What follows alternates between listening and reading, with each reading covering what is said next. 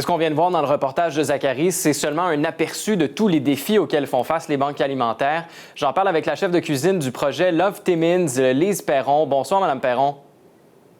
Bonjour, ça va bien? Ça va très bien. Merci beaucoup d'être avec nous. Bon, vous offrez le service de repas pour les personnes vulnérables, mais le projet Love, c'est aussi de l'accompagnement, du réconfort, ce qui est pratiquement impossible en temps de pandémie. Comment vous avez adapté votre service, vos services, dans les derniers mois? Bien, normalement, ce qu'on fait, c'est un service où les gens entrent chez nous. On a dû adapter naturellement la façon qu'on sert nos repas. On fait des repas emportés. On les prépare dans des sacs dans lesquels on met la portion chaude, une bouteille d'eau, des fruits, des légumes, un dessert, une collation. Et on le sert individuellement à la porte, une portion à la fois. On a quand même la chance de voir nos clients, mais pas suffisamment longtemps pour vraiment voir le pouls de leur vécu. Oui, donc ça change un peu l'expérience et l'accompagnement, justement.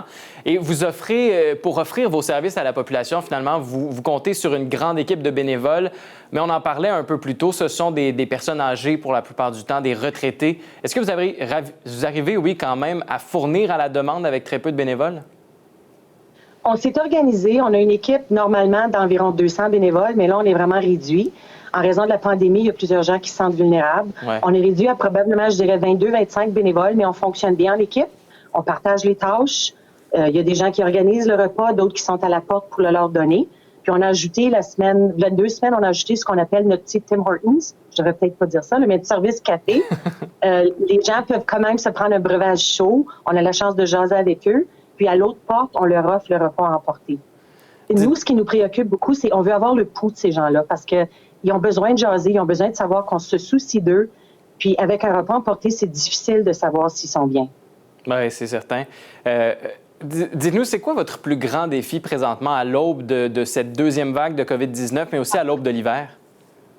Notre plus grand défi, c'est qu'on veut vraiment s'assurer que les gens puissent avoir un endroit à l'abri pour pouvoir déguster ce qu'on leur prépare. Ouais. On veut pas qu'ils soient assis dans un banc de neige à moins 40 en train de manger une soupe chaude puis un sandwich ou un souper spaghetti ou quoi que ce soit. On veut trouver un endroit où ils peuvent être à l'abri, ne serait-ce qu'une heure, où ils ne soient pas exposés aux intempéries puis qu'ils puissent être capables de manger au chaud.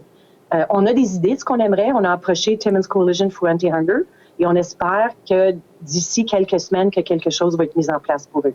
Parce que qu'est-ce que ça vous prend finalement? C'est un plus grand local pour respecter les mesures de distanciation et toutes les mesures sanitaires? Et une équipe de bénévoles qui soit capable de s'occuper des salles de toilette, des tables, des gens qui circulent. Tu as quasiment besoin des polices, là, Ouais. de distanciation sociale et de sécurité. Puis, on n'a pas les bénévoles pour le faire. Mais je devrais peut-être pas vendre la chatte de la peau, là.